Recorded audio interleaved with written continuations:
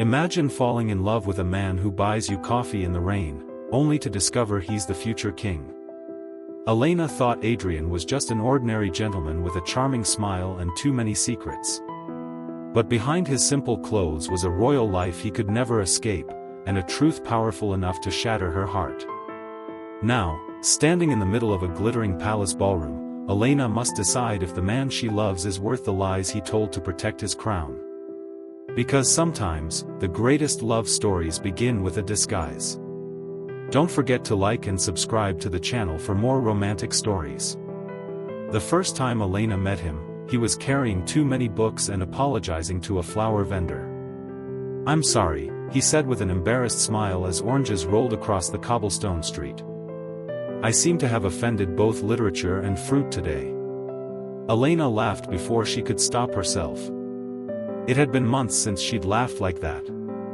She knelt to help gather the oranges, brushing rain-damp hair from her face while the stranger tried unsuccessfully to balance books under one arm. He was handsome in a quiet way, not polished like the wealthy men who visited the city square, but warm. Real.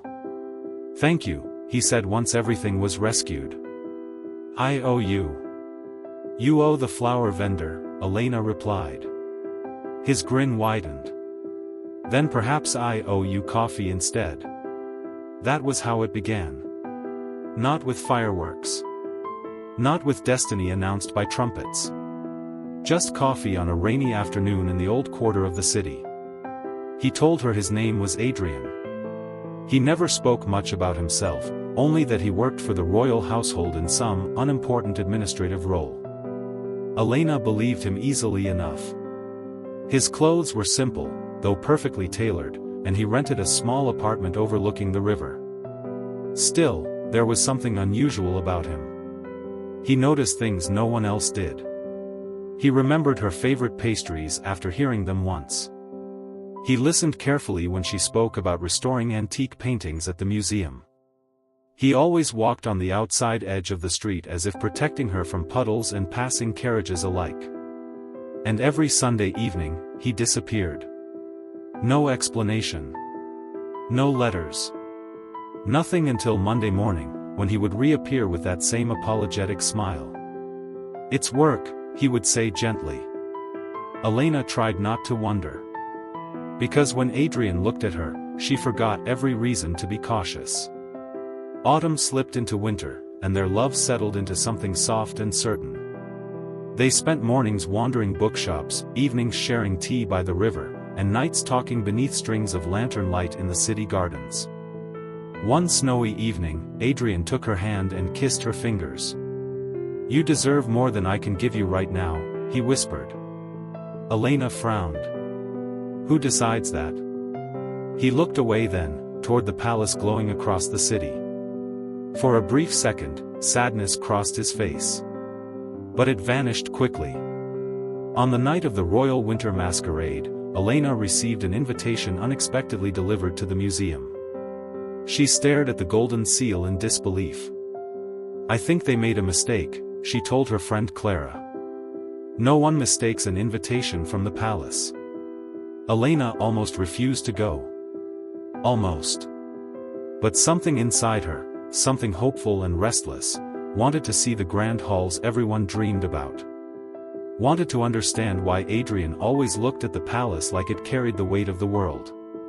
The ballroom glittered with crystal chandeliers and silver silk gowns. Music drifted through the air like magic itself.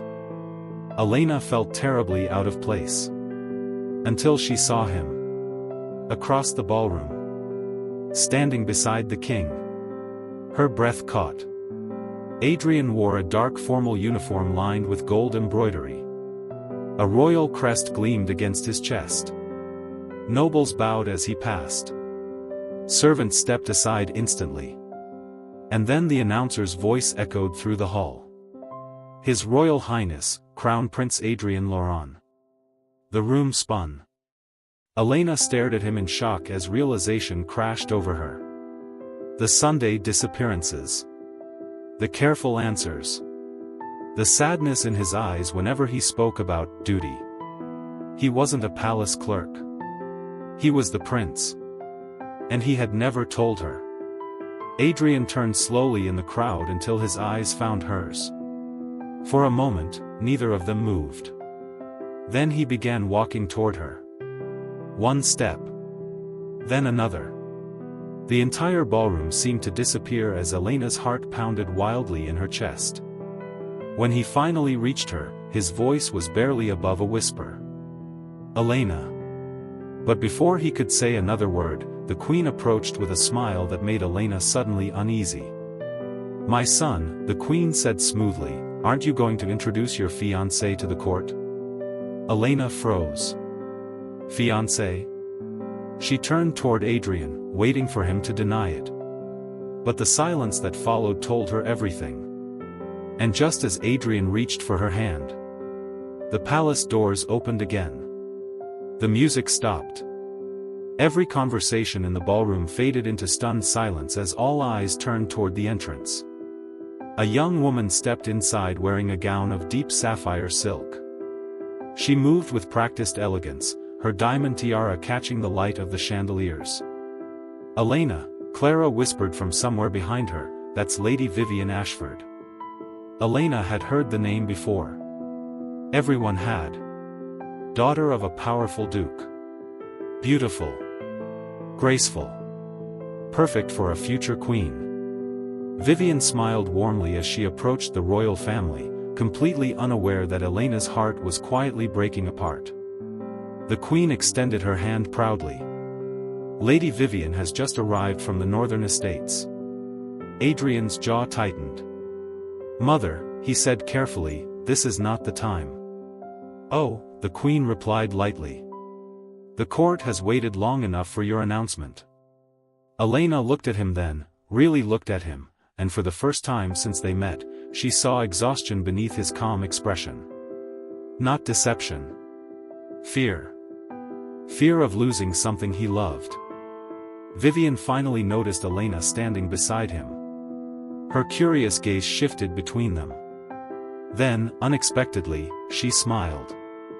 "So," Vivian said softly to Adrian, "this is why you kept refusing every letter I sent." The ballroom murmured instantly. Adrian blinked. "Vivian." She laughed gently and turned to Elena. "You should know I've spent the last 3 years trying to convince our parents that marrying each other would be a terrible idea." Elena stared at her in confusion. Vivian leaned closer conspiratorially. "He's painfully in love with you, by the way. It's obvious." A few nearby nobles nearly choked on their drinks. The queen looked horrified. "Vivian," she warned sharply. But the young woman only shrugged. "What?" "It's true." Adrian finally stepped forward, his eyes never leaving Elena's face. "I wanted to tell you," he said quietly. "Every day, I wanted to tell you. But whenever I tried, I was afraid you would look at me differently." "You lied to me," Elena whispered. "I hid my title," he admitted. "But nothing else was false. Not the coffee. Not the walks. Not the way I feel about you." The honesty in his voice hurt more than the lie itself. Because she believed him.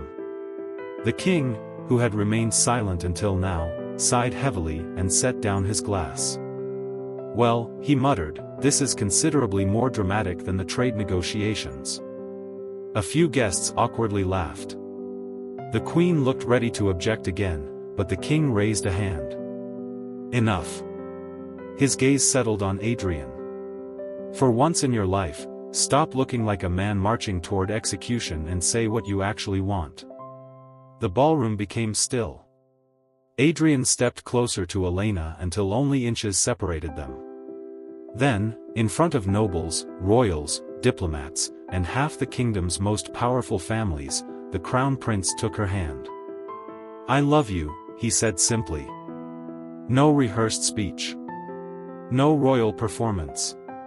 Just truth. "I love the way you laugh at your own jokes before finishing them. I love how paint always ends up on your sleeves at the museum. I love that you never cared whether I was important." His voice softened. And if you walk away tonight, I'll understand. But I couldn't spend another second pretending you mean anything less than everything to me. Elena's eyes filled with tears. For months, she had loved a man who carried books through the rain and bought pastries from street vendors. That man still existed. He had simply been a prince all along. You really should have told me sooner, she said shakily. A nervous smile appeared on Adrian's face. I know. The queen sighed dramatically as if enduring a great tragedy. But Vivian clapped first. Then the king laughed. And one by one, the ballroom erupted into applause. Elena looked up at Adrian, still overwhelmed. So what happens now? She asked. Adrian smiled, a real smile this time, free of fear. Now, he said, leaning down to kiss her forehead, I stop hiding. The orchestra slowly began playing again as snow drifted softly beyond the palace windows. And in the middle of the grand ballroom, with the kingdom watching, Elena finally kissed him back.